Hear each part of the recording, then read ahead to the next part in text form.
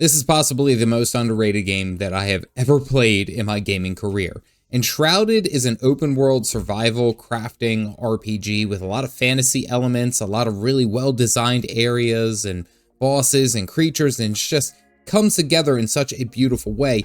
And this game does not get any of the hype that it deserves. Even after 1 year, they have been putting in so much work, so much quality of life things, and it's not even at its 1.0 release. So I got to talk about this. We need to talk about Enshrouded. So Enshrouded released about a year ago on January 24th of 2024. Since then, they've had about 5 major updates, the most recent one happening this past week. And with each one of these updates, they have already upped the ante of what all the good things that this game does. So if you didn't know, you are the Flameborn. A Flameborn is someone who has survived the major plague, or the shroud, as it were, this dangerous and deathly fog that has essentially ruined everything in the entire kingdom.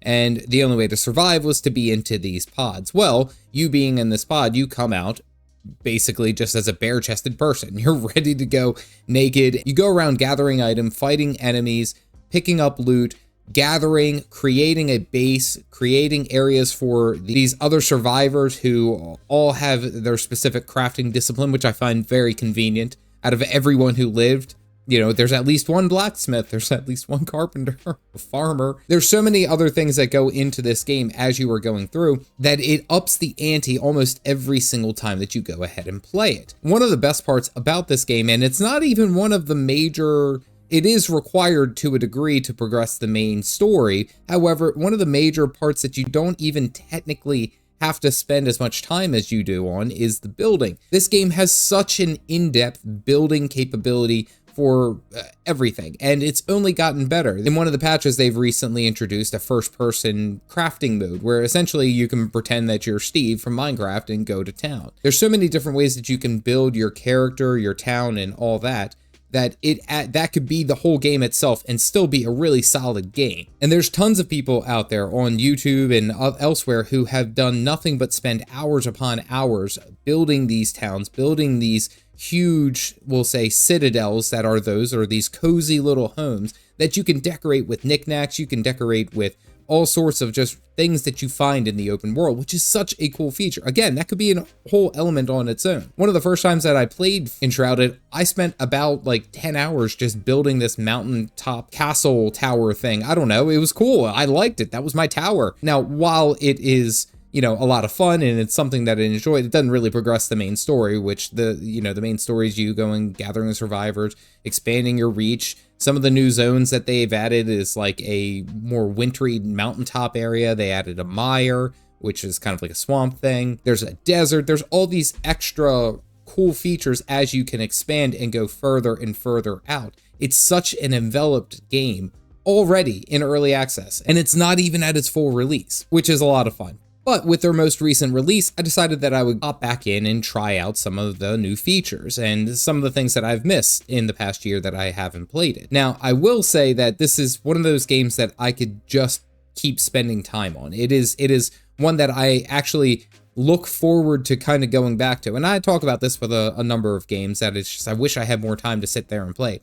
Enshrouded is one where you can just keep going. There's always something else for you to do. There's always a way that you can progress your character. There's always a way that you can move the bar, and that's where it's a lot of fun. Like, I went ahead and recreated a new character and a new world. I made the world a little bit more challenging. That's one of the cool new features, is that you can scale the difficulty up as you wish to have more harder hitting enemies, more dense enemy packs. I mean, there's so many cool little things that have been added on. You can even create custom servers or custom games where you can adjust almost everything. If you want to create a world where it's just like absolutely teeming with enemies, you can do so. And then even from there, you can make it so that they're not even there and they don't hit as hard, just so you can go out and gather stuff for crafting.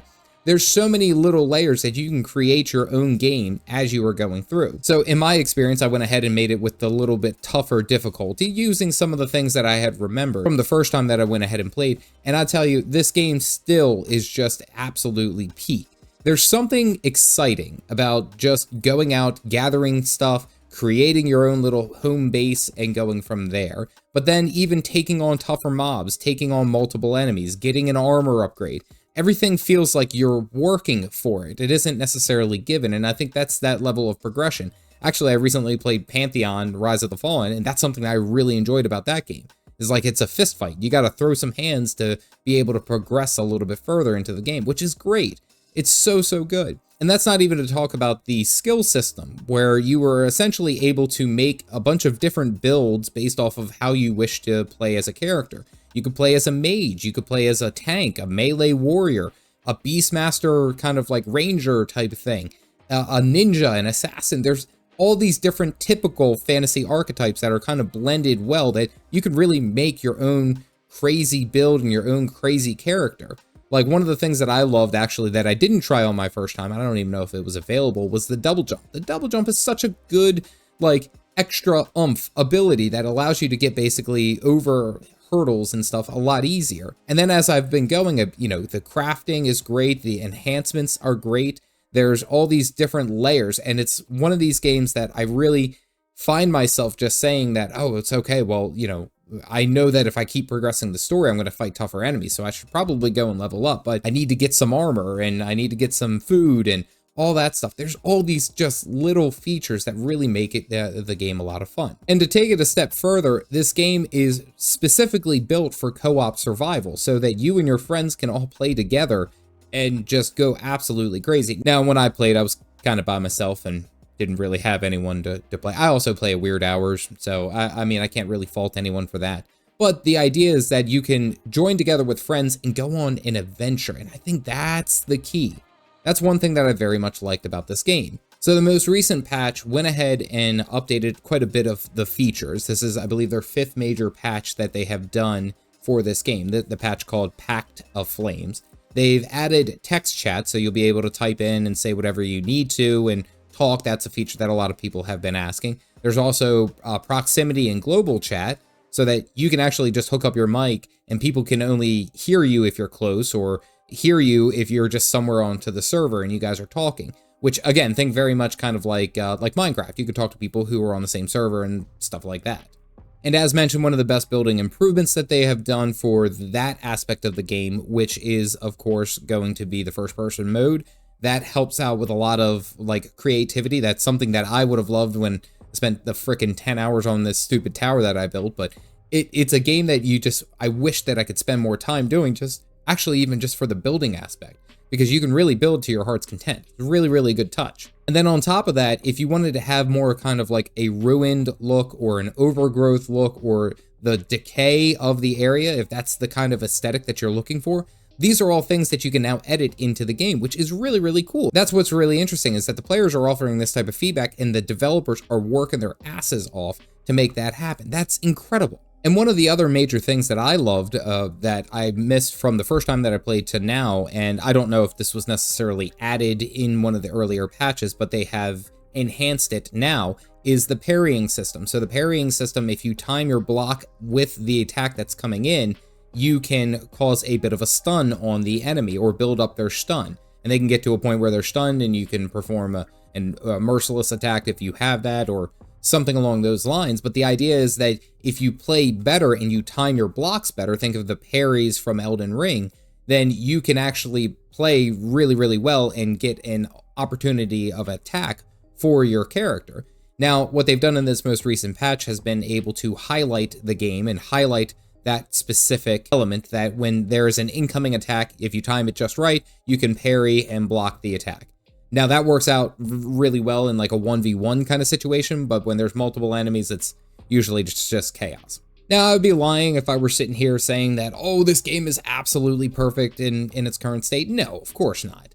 Like, there are some features that even I would have suggested, which is like a creative mode where you can essentially just build on your own and make your own, unique thing. Think very much like Minecraft creative mode, where you're just floating around. And on top of that, sometimes the AI for the enemies as you're attacking, it's just constant. If you spam your attacks, for the most part, you can keep them off balanced and just whittle them down before they get a chance. Especially with one of the new weapons, the daggers, the shivs, you're able to attack very, very quickly and parry just as quickly. So it kind of takes away from the skill back and forth.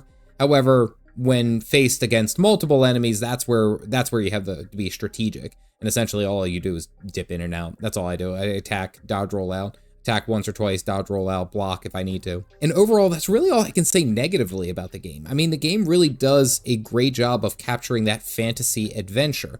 The crafting is great. The building is, which is a necessity, is fantastic. It's very simple to pick up and understand. The idea of going out and exploring and taking all these different adventures on your own that's what this game really does well, and it's something that I've been very intrigued about. Now, I've only put in about like 5 or 6 hours after this most recent patch, the Pact of Flames, and I really want to keep just grinding and playing and doing all that. It has a way of getting you immersed and enveloped into that world that it's 2 hours have gone by. Where have you been? Oh, well, I went into the Shroud to get some materials so that I can, upgrade one of my things at my town. And, then I have to go and unlock, one of these people, one of the survivors. And then I had to go and gather up some materials to build them a bed in a house. Like, there's so many other elements with this game that it makes it feel much more immersive and in-depth than I think I have found really in any other RPG. Now, I've only played a handful of survival crafting games, so I don't know necessarily if this is how all other survival crafting games are. I've heard Valheim is a lot of fun. Maybe that's a game that I'll go ahead and try. However, the idea of where this game is in its current state, I cannot recommend this game enough for people to play, to give it a shot. The developers really care about the game. The immersion, the world, all these other features that go into it just really take it to that next level, and it's one that I am watching with highly attentive eyes. Highly recommend you try this game out. If you guys want, I did go ahead and make a video on how I built my castle tower, and I was so damn proud of myself. The video got like no traction whatsoever. I didn't care. I had fun making it. You can see that video here. Aside from that, stay caffeinated, folks.